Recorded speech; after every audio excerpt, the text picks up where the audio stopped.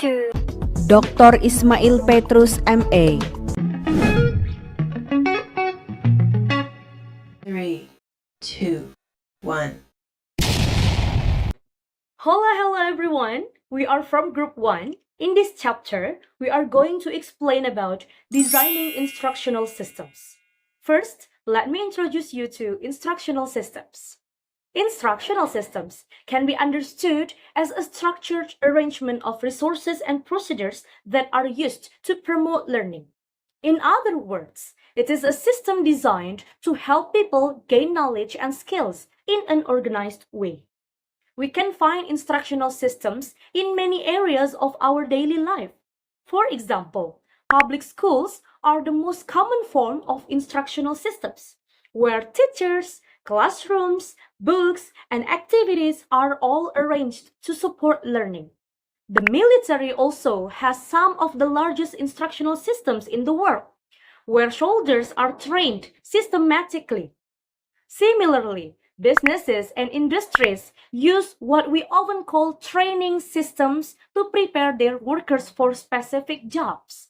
In short, any institution that focuses on developing human abilities can be said to have an instructional system.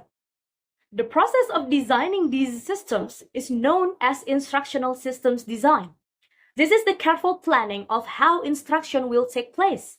Once the plan is ready, the next step is instructional development, which is about putting the plan into action. These two processes together are part of a broader field called instructional technology.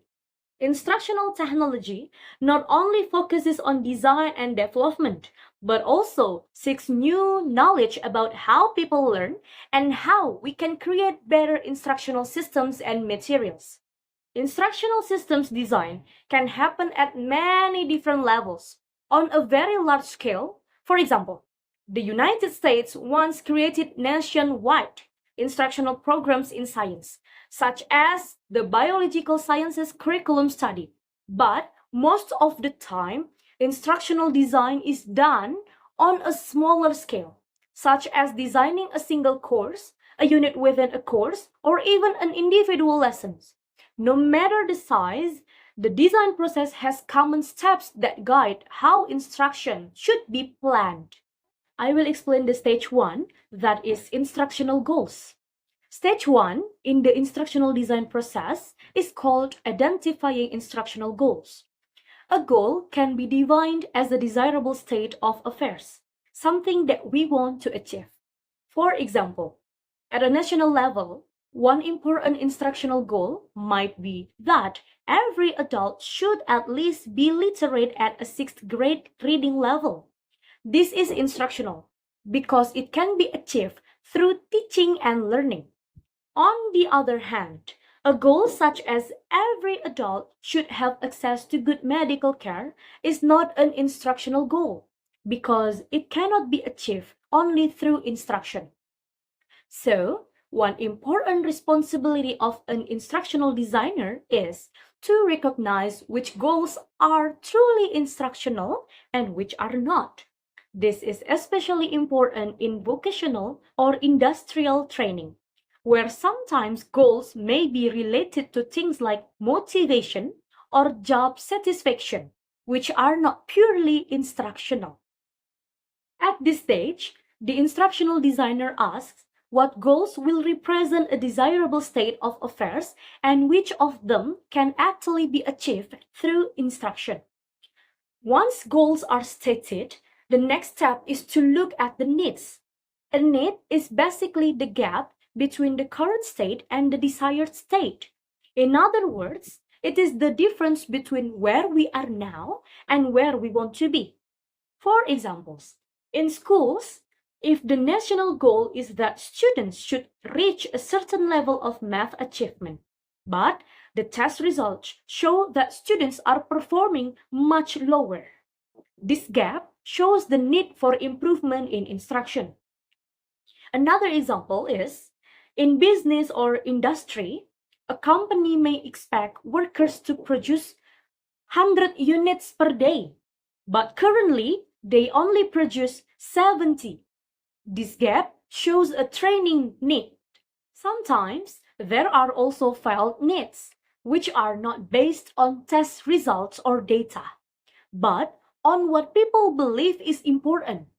For instance, parents may want their children to learn computer programming in elementary school, even if there is no measured gap.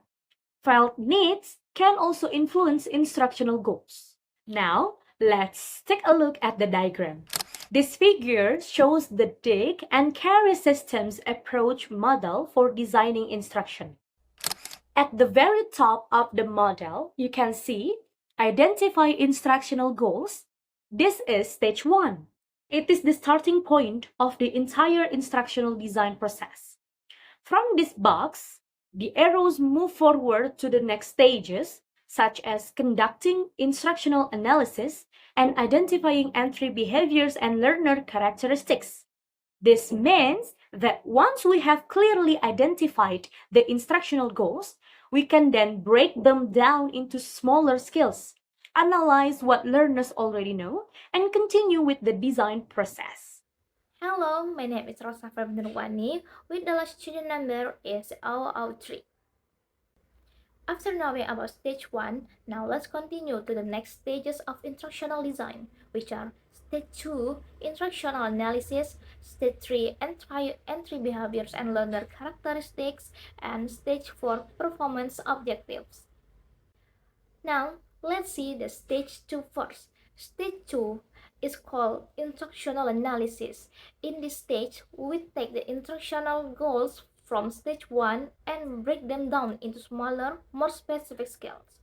For example, if the goal is student can write a good essay, the analysis would show us the smaller skill needed, like brainstorming ideas, organizing them into an outline, writing topic sentences, and finally editing the draft. This process, often called thought analysis, gives us a clear picture of the step-by-step abilities learner must acquire. Sometimes we also do information processing analysis to see mental step, especially for complex problem solving. The outcome is like roadmap that tells us which skill come first, which ones depend on other, and how they all connect to reach the big goal. Now, let's continue to the next stage, which is stage 3, entry behaviors and learner characteristics. Once we know the required skill, stage 3 asks what the learner already bring with them. This is where we examine entry behaviors, the prerequisite skill learners should already have. For instance, before learning fraction, students must already understand addition and subtraction of whole numbers. We also consider learner characteristics such as verbal ability, learning style, or even personal traits like motivation and anxiety. By understanding these factors, we can design instruction that truly match the learner's starting point, making the lesson neither too easy nor too difficult. After analyzing the learners and their skill, we move to stage 4, performance objectives. Here, we translate broad goals into clear, measurable statement of what learner will be able to do after instruction. Instead of saying student will understand triangles, a proper performance objective is student will be able to calculate area of triangle using the correct formula.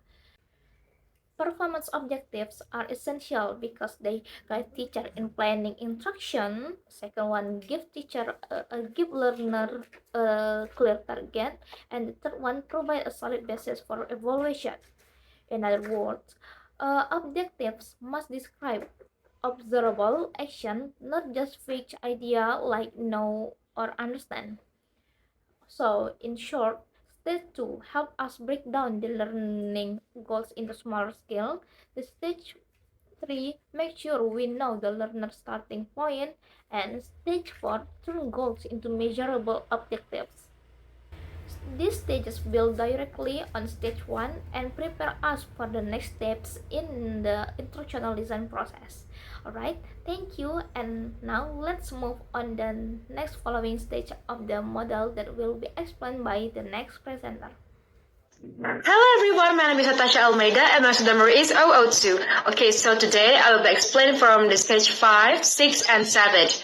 For stage 5, it will be explained about criterion reference text items. In stage 5, teacher makes special tasks. Check how to well student are learnings. They have many purposes. First, they can help teachers see if students are ready to learn new skills, or they can still need to practice older ones. Second, tests can show if a student understanding to listen well is it happening, so mistakes can be fixed quickly.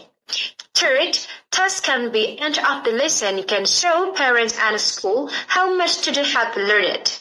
Okay, there are two kinds of the evaluation. The first one, formative evaluation.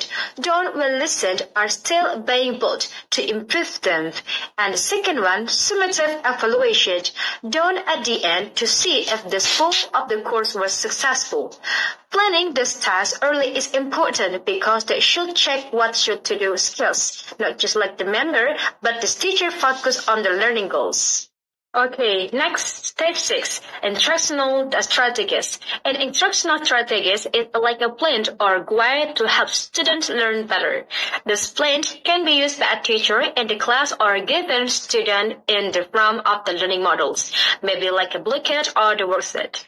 Okay, I give you an example. If the teacher learned the class, the plan helps the teacher know what to say, what activity to do, and what the material to use.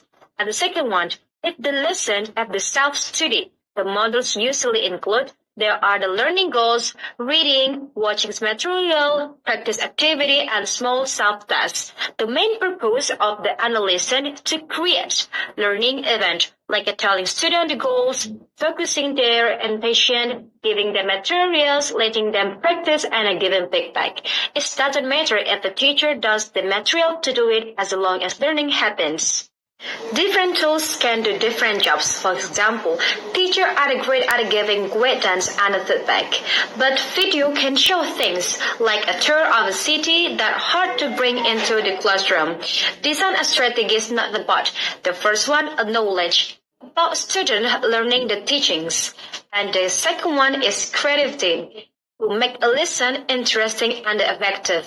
Usually, a team work together, teacher, expert, and other media creators to make a best lesson. Hello everyone, my name is Dimadi Nobrianti and my student number is 001.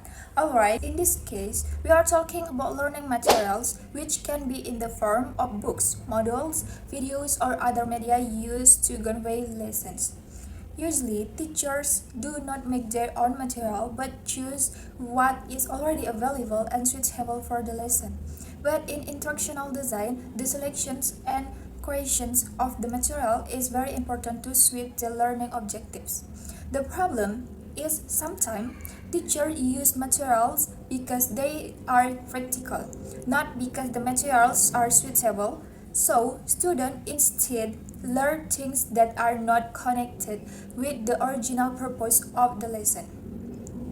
If the purpose of the lesson is unique and new, usually we have to make new material.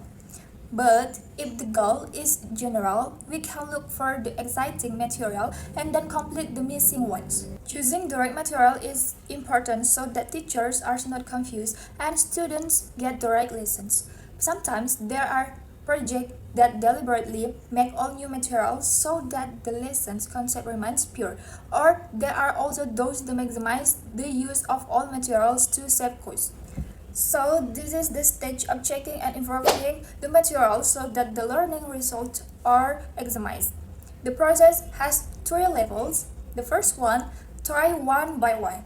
The material is try on one student. We can ask him while he studies. From here, we know what is difficult or unclear. Next, the second, try a small group. The material is tried to several students at once. We see how independently they use the material and what they still need help. And the last, try the field. The material that has been improved is tried in the actual classroom so that you know the effectiveness. So this evaluation is very important but often missed because the time is near the end and needs extra effort. In fact, with evaluations, we can continue to improve the material until it is really effective for as many students as possible. Hello, my name is Nikki with class student number 005. Now, so we've met to the last stage, stage 9. Think of it as the way you know how we spend all semester working on a project, getting feedback, making changes. Well, summative evaluation is like the final presentation where you find out if our project actually works in the real world. Summative evaluation. Basically, it's testing whether your whole education system is effective. But here's the important thing. This happens after you're done tweaking and fixing stuff. Like you're not still making changes to your system, it's finished. And now you want to see, does this thing actually work? It could happen right after your first test run or even years later when the tons of students have already used it. If you think your educational system is so good at schools all over the country should use it, then you need to test it everywhere, not just at this one school. Makes sense, right? You've got to try it in different types of school with different kinds of students, different teachers, the whole range. Because what works in one place might totally fail in somewhere else. So there's this panel called the Joint Dissemination Review Panel. Basically, if you think your educational program is amazing, you can submit it to them and they will review it. But they are pretty tough. They want to test three things. Your evidence has to be solid, no made up data. The second one, the results have to actually matter for education. Other schools need to be able to copy what you did and get the same results. So, if you pass their review, you might get government funding to spread your program nationwide. That's like hitting the jackpot in education.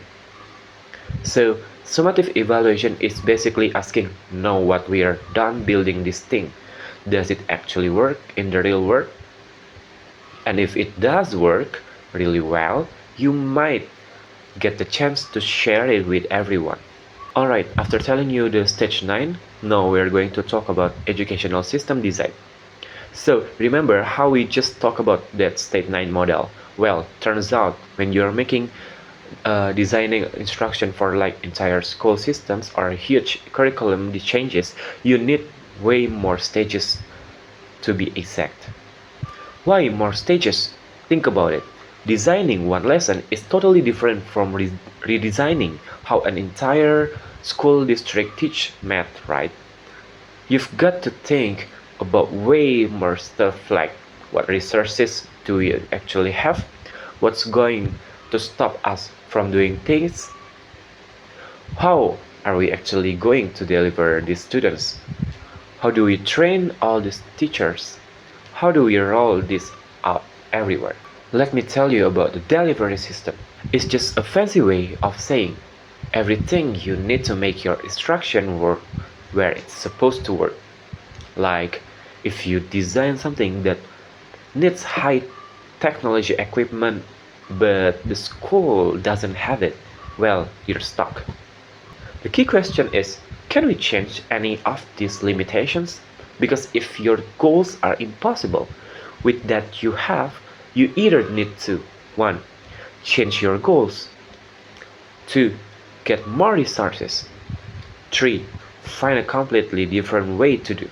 Otherwise, you'll end up with a mess, like buying computers but having no one to teach with them, building labs but forgetting to budget for supplies.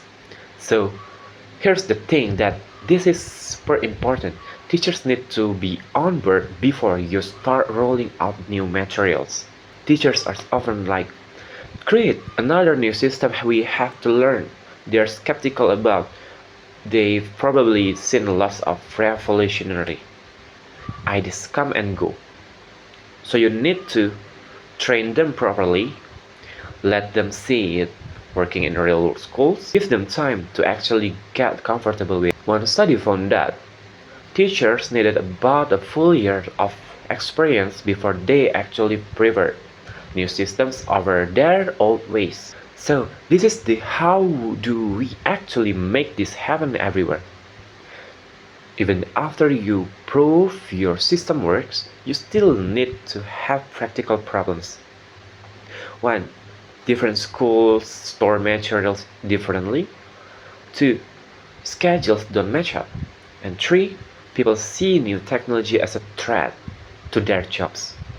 So there's the thing called the National Diffusion Network that was created in 1974. Basically, if your educational program is really good, they help spread it about around the country. Alright, the big takeaway is design instruction for entire system is way more complicated than just designing a single lesson.